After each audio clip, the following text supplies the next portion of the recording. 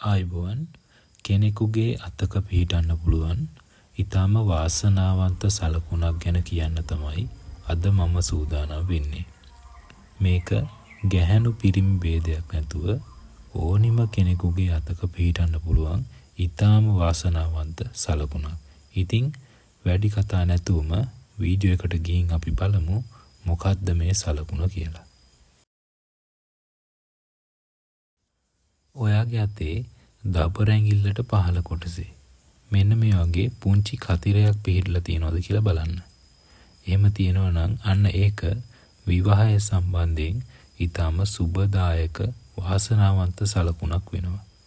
මේ සලකුණ හස්තරේඛා ශාස්ත්‍රයේදී වැලන්ටයින් කතිරය කියන නමින් හඳුන්වනවා.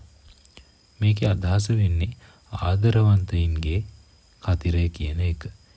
ඉතින් මේ ලකුණ ඔයාගේ අතේ තියෙනවා නම් ඔයා හරිම ආදරණීය කෙනෙක්. ඒ වගේම ඔයාට ලැබෙන සහකරු හෝ සහකාරියත් ඊටාම ආදරණීය කෙනෙක් වෙන එක අනිවාර්යයි. ඒ වගේම මේ සලකුණ අතේ තියෙන ඔයාට ලැබෙන සහකරු හෝ සහකාරියත් ඊටා හොඳින් ඉගෙනගත්ත කෙනෙක්. යම් විදියකින් මේ පිහිටීම ඔයාගේ අත් දෙකේම තියෙනවා නම් ඒක ඊටා දුර්ලභ පිහිටීමක් වෙනවා. එවැනි අවස්ථාවක ඔයාට ලැබෙන සහකරු හෝ සහකාරිය ඊටා උගත් සහ ධනවත් කෙනෙක් වෙන එක නම් නොඅනුමානයි. ඒ වගේම මේ සලකුණ යම් කෙනෙකුගේ අතේ උපතින්ම පිහිටන්නේ නැහැ. යම් වයස් සීමාවකදී මේ සලකුණ ඔයාගේ අතේ මතුවෙලා නැවත යම් කාලයකදී එය මැකී යන්නත් පුළුවන්.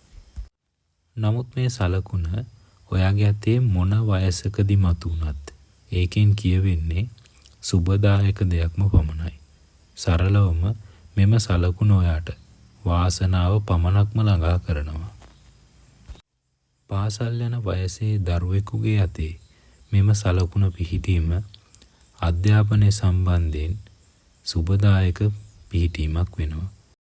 ඒ වගේම මේ සලකුණ යම් විවාහක අයෙකුගේ අතේ මතුවී තිබීම ඔහුට ප්‍රීතිමත් විවාහයක් හිමි බව කියාපානවා.